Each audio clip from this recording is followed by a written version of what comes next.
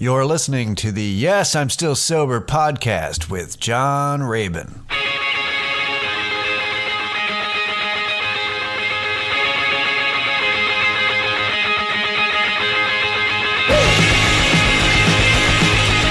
Hello, everybody. Welcome back. Assuming you've been here before. Welcome to the Yes, I'm Still Sober podcast with John Rabin. Episode 67. If this is your first time listening, cool. I got nothing for you, but it's not pertinent to have listened to 66 episodes before this one. This is not a series. It's just kind of a diary, ranty, 20 to 30 minute bullshit weekly. But welcome. Thanks for joining me, and everybody else. Hi, again. Hope you're staying sober/sane. Hope it's been a good week. It's been a hot week here. It's October now, but it certainly doesn't feel like it here in Austin, Texas. And I'm doing great.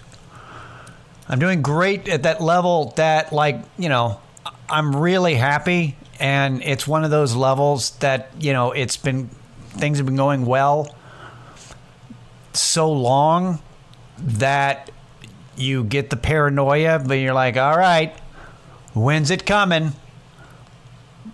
When's life coming? I know it's around the corner. Some shit's going to go down, which is not the best way to think of things because life is up and down, and things happen. It's inevitable, but being concerned that some shit's going to happen, it just fucks up the good shit now. So don't think about it. But you're human, so you're gonna. So it's there. I see it in the, my peripheral. A little bit of just like, keep your guard up. There's some stuff coming. How old are you? How's your health? Thanks a lot. I appreciate the thoughts. Yes, I do need to work out more. Yeah, I do need to get back to exercising on a daily basis. I appreciate it. I appreciate you. Thoughts in the back of my head. I appreciate you telling me that all right. Anyway, hello. One of the side effects of things going well is that I come up to it being Wednesday, so I'm going to record the podcast. It's like, hey, what are we going to talk about today? How about I just say, everything's great. See you next week. Cue the Draculas. Why don't I just cue the outro music, and we'll talk next week. But that doesn't make any sense. It's like I would just have like 7 podcasts in a row of 30 seconds worth of content, which, does it matter? Does anything matter really other than just enjoying your life or just getting through it? I don't know. Let me get my stuff in order here. Unbelievable. I have a couch in my living room, a new to me couch, right? And the cat has been sleeping on that couch, just lying on it for 4 straight hours. 4. Because I obviously got it for her. But as soon as I started recording, she's up and walking around and meowing because she knows that I'm supposed to feed her in about an hour. And an hour is close enough that it should be now. So she's already on my ass. And if she continues, I will probably end up rewarding her by feeding her early just so she shuts up. And that's just reinforcing bad behavior. But she's a cat, so cats don't learn things. They just manipulate. That's what they do. One thing I learned this week, it was yesterday and today. I was reminded that how much I hate waiting in line for things, that if I'm running late, because I've not been sleeping as well as I normally do this week. I've been getting up earlier and earlier, and it, and for some reason, if I sleep in an extra hour than I want to, I feel like I've wasted the day. And I never thought I'd be that guy, but here we are. And that kind of fades, then I realize I don't have a whole lot I'm actually doing that on my day off. I'm like, I've got so much stuff to do. I have 2 things to do. But, I can get them both done in half an hour, and then I have the whole afternoon. Why was I all freaked out about it? It's just the way I am, apparently. But my friend Jay took me to, he helped me move that couch, but also I had this amp that's been sitting in my closet for 5 years. That was left by my former roommate who lives in New York, who moved to New York 5.5 years ago, but I've still got it. So I was like, I'm going to sell that sucker. What I forgot, or what I didn't realize, was that yesterday was the 1st of the month. And there are so many people trying to pawn shit to pay for rent. So we got there and the line was just ridiculous. Like I walked in and went, and there were children everywhere. There were just, there were elderly people. It was a madhouse. And I looked and I went, I don't need the $20 I'm probably going to get for this. I'm just like, I'm bailing. This bullshit. It's not worth waiting. Let's just go. Do you want this? And I think I just gave the amp to Jay, who's going to get rid of it or keep it or whatever. He goes, I'll make some calls, which I don't know what that means. I know a guy. I don't know what he meant by that, but what I care about is that amp is no longer in my fucking closet. So in a way, I didn't get the money, but that's the whole thing about a line is it worth the end result, what you wanted, versus waiting? Is it really worth it? Like I need a haircut, so I went, but I slept too late today. So when I got to the cheap haircut place I go, I barely missed, like by 5 minutes, I barely missed it and came in behind a dude and 2 kids, like little kids. One of them was crying and they were all getting haircuts, and I could have beat them had I gotten there 20 minutes early, got my haircut, gotten out of there. But now I'm waiting behind them and there's a kid crying, and I'm like, fuck, man, it's Wednesday. Send them to school. Like, I don't know. Of course, they're probably too young to go to school. I don't know the age of children. But I just realized, I'm like, I will be shaggy. This is the point of having a girlfriend, is she is going to remain my girlfriend whether I have short hair or not for 5 more days. So we're going to wait. We're just, I can't deal with the kid crying. Like, life happens, but I don't have to be here. I don't have to do this. So I am not. And that's kind of the deal, is that you're just weighing those options. It's like, how important is this to you? I've got my control issue thing where I've set an expectation. This is what I'm going to get done today. But I hate screaming children more than I hate breaking my expectation. So fuck it. We're going to just grease the hair back for another 5 days. I'm just like, who am I going to impress? People at work? Fuck them. Like, it doesn't matter. They don't care. So, yeah. So if I see you in the next 5 days after you've heard this, please feel free to give me shit. Oh, you're going to get a haircut this week? Yeah, I get it. Thanks for listening. So going back to that whole, things are great, and I didn't know what I was going to talk about. I was just kind of perusing news and Googling topics and stuff like that, and just kind of looking around. And it was weird because I just looked up this and reading this article, and they used they used a phrase called, it was like SUD, S-U-D, which stood for substance use disorder.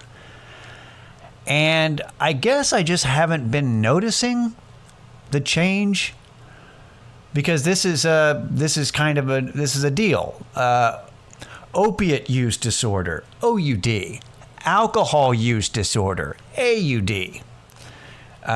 It's new terminology, and it's actually not that new. I looked at it, and they've been kind of doing this for the past like 6 years, and I don't know how I missed it, but it's a thing.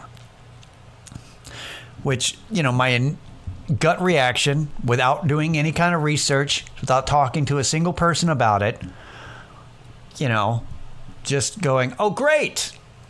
We're changing the terms of things. We're calling it different. We're not actually doing anything about it, apparently. We're just giving it a new name. Great. This is what we're doing? Blah. What's going on with the world? Why don't you help us? Why don't you get, just doing that kind of thing. Just immediately, just like, really? Sud? Ugh. You know what? I've got living irritation disorder. That's what I got. Join me. Who else has got lid out there? This guy gets it. Points to the front. So that's what I was kind of looking at, and that's what I was thinking. I was just thinking about, I'm going to tell people I got lid. But I was just thinking about that. And then, side note, so that's what I was looking at, and I wanted to go, so I went to the coffee. I was going to go get coffee while I was researching stuff, and, before recording this. And I go downstairs because I know my buddy Jake Flores, comedian, who's recording an album tonight at the Valve. Of course, if you hear this on Thursday or after, you missed it. But anyway, I knew he was in town. I knew he was hanging out there. So I went and knocked on the apartment when he was staying. And I've noticed this is a very comedian circle specific thing. But when, because I don't like to message, just Facebook Messenger somebody and go, hey, want to get some coffee? Especially if I live in the same complex with people. I'm just going to go downstairs and fucking, Kramer from Seinfeld it. I'm just going to knock. Although I knock at least. I used to just walk right in.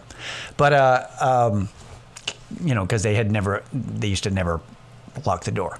But nowadays, but I've noticed every time I go and knock on a comedian buddy's door that I know that they're home to see what they're up to, I'm always interrupting a podcast. And that is a very comic specific thing. This is not something that you guys probably deal with, but every time I'm like, hey, what are you doing? Oh, a podcast. Are you recording right now? Will you be editing this out? No? Well, tell him, hey, it's John Raven, everybody. Check out my podcast. I'm still, just do a plug. But every time I knock on the door, I interrupt a podcast. It's great. But he and he's been on tour with Mishka Shubaly, who, you can look him up. But that guy's great. And so they need to finish up their end of the tour podcast, I think they were doing. But they're like, all right, yeah, we'll meet you at the coffee shop. So they met me after they got done, just about an hour ago. And I just happened to mention this because Mishka was an alcoholic, and he basically, he's sober, and he's like, quote unquote, substituted his addiction with another one, which was running. And he's got a great book, and he's working on another book. But because he's working on this other book about for Audible, and he's been doing some research, and I just happened to mention this whole the whole SUD, AUD, this what's up with this new terminology, and he was able to explain to me because he had just done this research, which is just really cool that it just so happened that he was just, let me tell you why. So apparently the whole deal is this new term, instead of just saying somebody is an alcoholic, which is this, you have this thought in your mind of what an alcoholic is. But when you say alcohol use disorder, there's a spectrum there. So it includes different, like the two different abnormal category, the former categories of abnormal alcohol use, which was the alcohol abuse and then alcohol dependence. It kind of combines both of those, and it just has this spectrum that can be mild, moderate, and severe. And that's the whole, and that makes perfect sense to have a term that just encapsulates, the whole range. But I'm going to do this thing real quick. So this is going to be fun. Fun, quote unquote. So the Diagnostic and Statistical Manual of Mental Disorders classifies various mental illnesses and disorders. Now you know what DSM-V is. The DSM is the updated DSM-V. I don't know what that is, but it. So here's the basically to diagnose whether you're mild, moderate, or severe alcohol use disorder. There's 11 outlined symptoms, and here's what we're gonna do.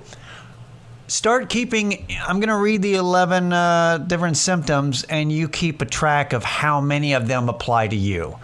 This will be fun, right? No? All right, good. Number 1, drinking more or for a longer period of time than intended. Number 2, this is in the past 12 months. Number 2, feeling incapable of cutting back on the amount of alcohol consumed. Number 3, becoming sick for an extended period of time as a result of drinking too much. Number 4, inability to concentrate due to alcohol cravings. Jesus, that one sucks. Number 5, inability to care for a family, hold down a job, or perform in school. Oof. Number 6, continuing to drink despite problems caused with friends or family. Number 7, decreased participation in activities which were once important. Number 8, finding oneself in danger or harmful situations as a direct result of drinking. Number 9, continuing to drink despite adding to another health problem, feeling depressed or anxious or blacking out. Eesh. Number 9 is terrible. Number 10, drinking more as a result of a tolerance to alcohol. And number 11, experiencing withdrawal symptoms. If you have at least 2 of these symptoms, this indicates the presence of an alcohol use disorder. And so basically, if you have 2 to 3 of those symptoms, that's mild. 4 to 5, moderate. 6 or more is severe. So that's that. Although the thing is that I'm looking at these 11, and there's there's half of those. If you just have one of them, you're probably going to have the other ones. But that's just, oof. These are all, they're all kind of signs. But I think, but the good thing about this is that it's. We're starting to, it seems like there's lots of studies and lots of programs and processes that we're getting out of the mentality of one label, just alcoholic. And by doing this, it's I think it represents, just the mindset that there's a wide range of people when it comes to a substance use disorder. that some people are going to be on this end of on the left, on the one side of the spectrum where they're just, they have some bad moments, but they're functional. And then, of course, on the other side is just, whoa, that how are they still alive? Like, there's the whole range. And while, a 12-step program works for different people, it's interesting to think of trying to take a spectrum, a wide range of people with minor issues to major issues, and just there's only one path, and it's only this one, steps 1 through 12. Like, it just seems to me that I like the idea that they're approaching this, that there can be different solutions. So the whole point I like doing this podcast is I want to be visible to people as an example that, look, I didn't do the 12-step. I did it on my own. That, it's possible. There's so many things that are possible. We think of, it's the idea that some people have an issue with a certain drug or maybe whiskey, something, really harder, but then they kind of stepped back and on their own, or, through their own, lifestyle changes, now they just drink beer on occasion and they're able to do that, versus the mentality that, well, you used to do meth, you can't do anything. No, don't drink.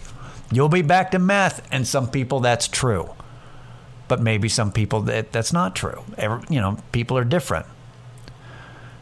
And it's, you've got to find what works, and you can't, because I was that way. I thought that that everybody was like, no, once you're as bad as you are, you can't go do other things. But I've seen it. I've seen people be able to quit really hard shit that was destroying them, and now they smoke weed, and they're fine. Well, fine for potheads. Like, I don't like potheads. Potheads still irritate me. They still got their deal. But they're functional. They've got a job. They're living life. They're doing all right. It's possible. I've seen other people like myself who can't smoke weed. That it makes them. It's like, no. It makes me think of how much I liked heroin better. And that's always present, and then also the paranoia and everything else that marijuana has always made me feel like, which is why I've never even considered the few times I've tried, and then just since then, no, haven't ever considered doing that. CBD's fine, but just no, keep the THC away from me personally. But I like the idea. I get it. And I'm glad that I was able to just so happen to be told that by talking to Mishka, explaining that it's a really good way. It's like changing perspective. Of course we should evolve. We've got we're evolving technology and the way we're doing things. Why not? Why are we still thinking of recovery the same way that they did, 80 years ago? It's time to evolve. It's time to think, figure out other ways to do stuff. That everybody's different. There's got to be better ways. So that's good, right? I think that's going to be it. Just to remind you guys, stillsoberpod@gmail.com if you have any questions. You have any, sobriety, recovery related questions or anything like that. I haven't mentioned my email in a while, but that's it. It's stillsoberpod@gmail.com. I hope you guys have a good weekend. I do not expect to. Because here in Austin, we're having the ACL Fest weekend number 1 and then number 2 next weekend. So at work, our restaurant/diner is going to be busy as shit. So I am going to be overworked, I think. I think it's going to be crazy. But it's okay. I got football. Fantasy football teams are doing, one's doing really well and the other's, but, you know, it's my thing. It's my dumb thing. Anyway, I hope you enjoy your dumb thing, whatever that might be for this weekend. We will see you next week. This has been Yes, I'm Still Sober. I'm John Rabin. Later.